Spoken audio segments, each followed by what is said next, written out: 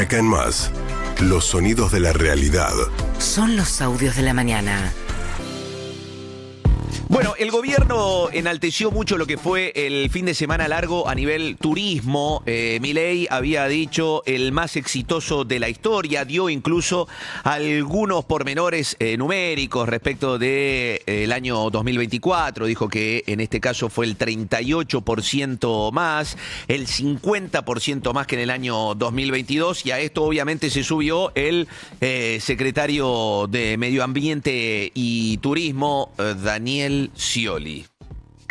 El mejor fin de semana en los últimos 15 años y sin subsidios, todo genuino, todo realmente dentro del marco de lo que va fluyendo, que es buena expectativa para todo lo que se viene mucho mejor en Argentina a partir de una elección que ha mostrado la inquebrantable voluntad del pueblo argentino de seguir avanzando y no retroceder.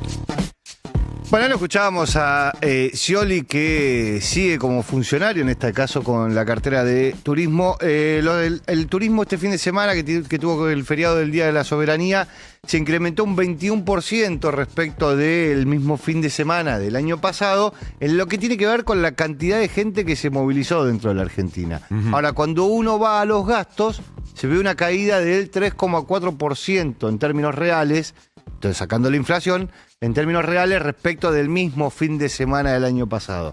Vos lo que tenés es que se movió más gente, pero que gastó menos. Claro. Está como, no sé, más ahorrativa o lo que sea, pero digo, pero que gastó menos. O sea, para los comercios no ha sido lo más fructífero. Para los comercios no ha sido lo más fructífero, para los hoteles sí, pero con promociones. Había mucha promoción de 3x4, esto de venís 4 días, pagás 3 noches y pagás solamente 3, y de esa manera se manejó un poco la costa argentina. Pero sí es cierto que en cantidad de gente, sí, casi 1.700.000 personas se movilizaron este fin de semana por el fin de semana largo. Bueno, frente a esta exposición del gobierno a través de Milei y de Daniel Scioli, apareció Soledad Martínez, que es la secretaria de Turismo bonaerense de la provincia de Buenos Aires, que, bueno, de acuerdo a la mirada de Axel Kicillof y su gabinete, puso blanco sobre negro en esto de el fin de semana más exitoso de los últimos 15 años a nivel turismo que dijo el gobierno.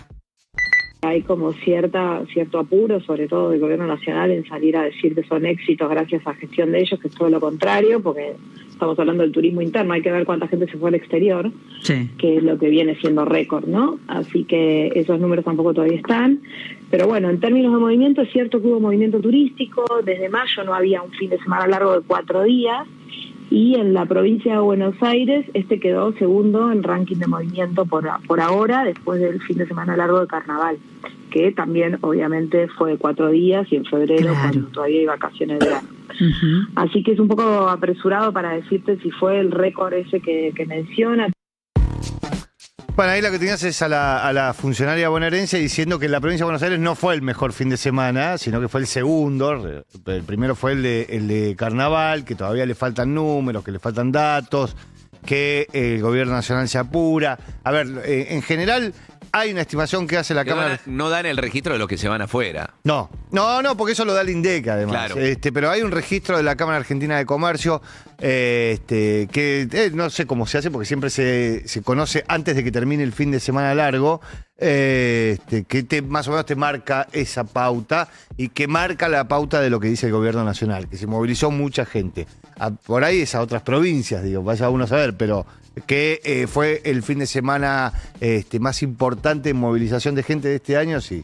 Bueno, generó cierta polémica en la oposición la designación de Carlos Alberto Presti como nuevo ministro de Defensa en reemplazo de Luis Petri del Mendocino. Presti es jefe del Estado Mayor General del Ejército, algo que no sucedía desde la vuelta a la democracia en el año 1983, y aparecieron voces de la oposición respecto de esta designación. Jorge Tayana, ex ministro de Defensa, justamente sobre esto. No ayuda a que la soberanía se fortalezca, sino por el contrario se debilita.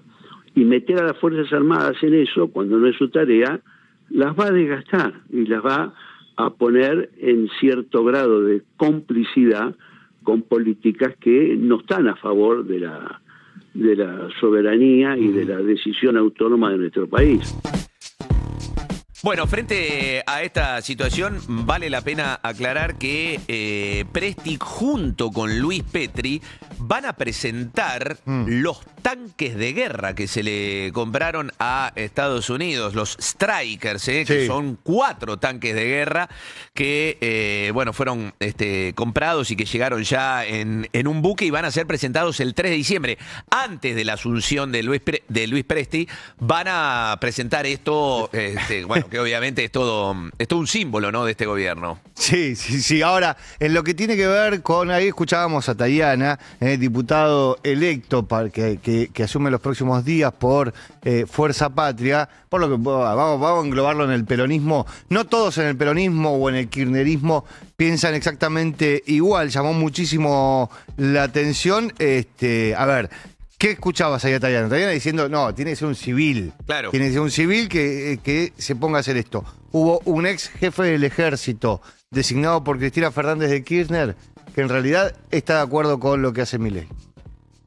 No es como en otros países donde la función la ejerce un civil, como en Estados Unidos, pero un civil muy preparado. Acá pasa todo lo contrario. Cualquier político, ¿no es cierto?, más el área que menos importancia se le da es el área de defensa y ponen a cualquier político por una cuestión absolutamente de conveniencia electoral o conveniencia política. Entonces, nombrar en la conducción del ejército o de la defensa, no solamente es un retroceso, es una decisión que el peronismo debió tomar hace muchos años.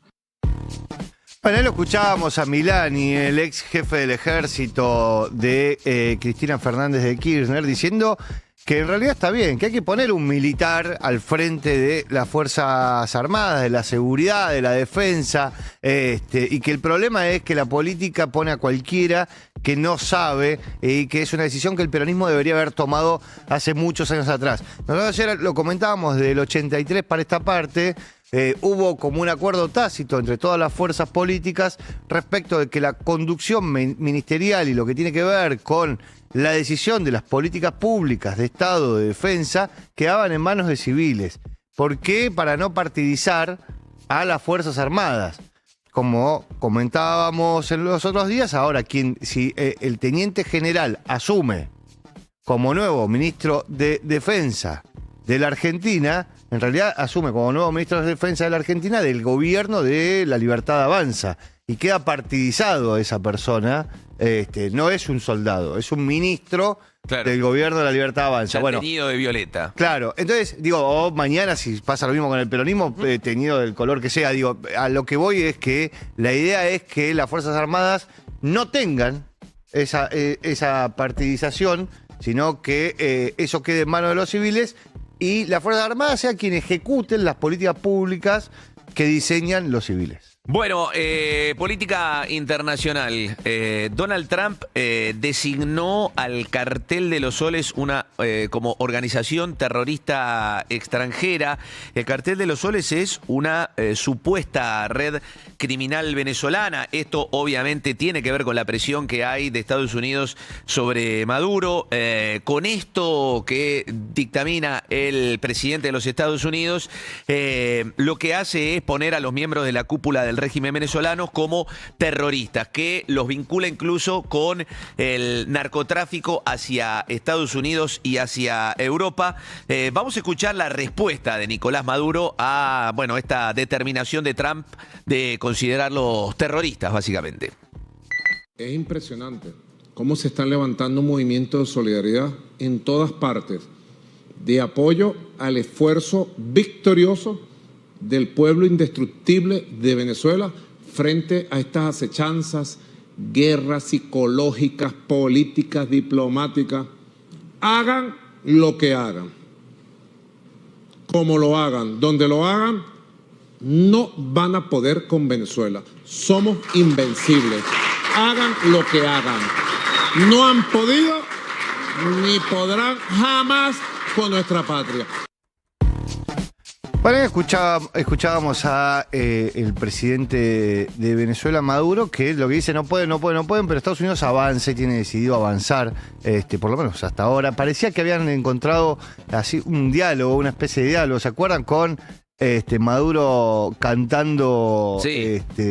Sí, Imagine. Imagine, sí, no me acordaba cuál era la canción, pero bueno, parecía que habían encontrado como un diálogo, pues si no se entendía cuál era lo que estaba haciendo Maduro. Pero no, parece que no. Parece que el portaaviones más grande de los Estados Unidos sigue navegando el Atlántico del Norte, cerca de Venezuela.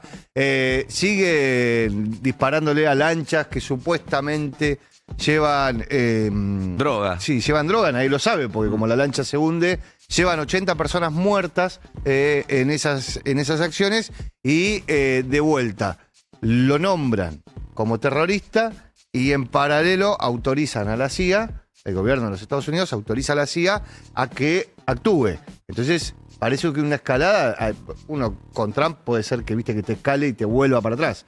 Pero bueno, hasta ahora hay una escalada bastante importante en esa relación. Bueno, en este sentido, Lula da Silva, presidente de Brasil, obviamente en contra de los Estados Unidos. Eu estou preocupado porque a América do Sul Me preocupa que Sudamérica, considerado uma zona de paz. porque se considera una zona de paz. Somos un continente sin armas nucleares, sin bombas atómicas, no tenemos nada. Nuestro objetivo es desarrollarnos y crecer.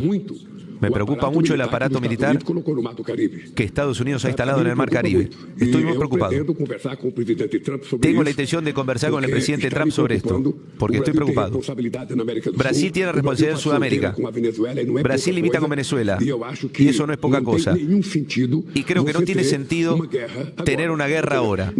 Es decir, no repetiremos el error que se cometió en la guerra entre Rusia y Ucrania. Bueno, Lula quiere aprovechar la buena relación que parece haber forjado, por lo menos en esta etapa, con Donald Trump. ¿Se acuerdan que a pesar de que Donald Trump había dicho de todo de Lula y a pesar de que el gobierno de los Estados Unidos no deja, le sacó la visa a los miembros de la Corte Suprema de Brasil por haber decidido que Bolsonaro es culpable del delito de sedición e intento de golpe de Estado?